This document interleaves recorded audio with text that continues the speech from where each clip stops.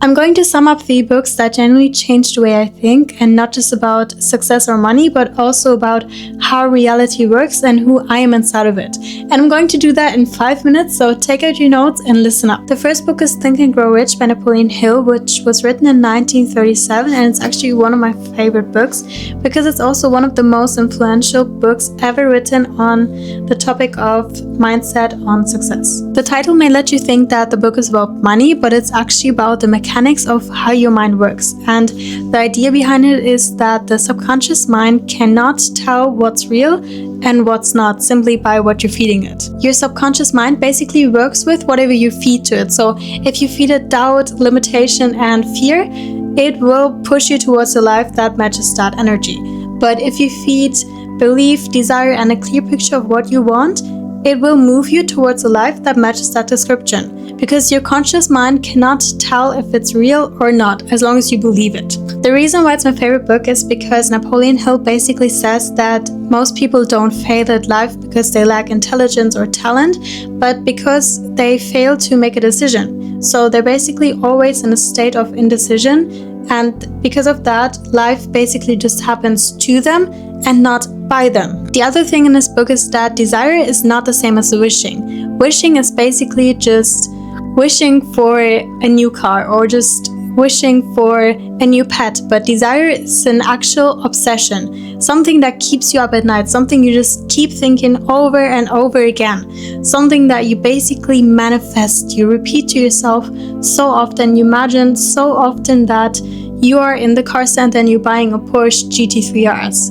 That is obsession and that is desire, and you need desire to make your dreams come true. And as long as you don't feel that desire for a certain goal, you are not ready for it. You're not committed. If you want to go deeper into manifesting your dream reality, you really need to read this book. The second book is The Psychology of Money, which is basically a finance book, but I'm recommending it because the core understanding of it has nothing to do with numbers or investing strategies. It says that doing well with money has almost nothing to do with how smart you are, but how you behave. The lesson I learned is about enough. When is enough? When do I have enough? Housel talks about how most people, even wealthy people, fail because they never define what enough looks like for them. There's always a bigger car, there's always a bigger house, there's always a bigger bank account, but if you don't define enough, you keep taking risk past the point of sense because your goal always keeps moving. He puts it like this: the hardest financial skill is the goalpost to stop moving. Because if your expectations always rise with your results, there's no logic in striving for more. You will always feel the same after achieving it. The other idea mentioned in this book is rich versus wealthy. Rich is what people can see, basically cars, houses, and clothes.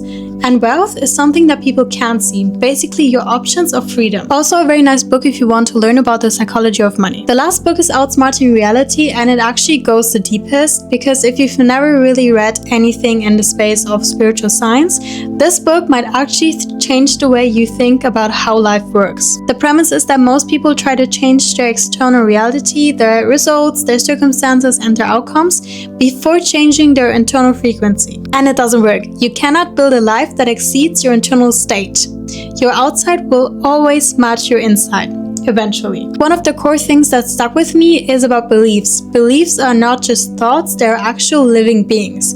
They want energy to survive. They want you to feed them emotion and conviction. And this is why limiting beliefs are so hard to break. Not because they're true, but because they've been fed for so long they just feel like they're true. It's also deeply practical about one thing: control your perception or the world will control it for you.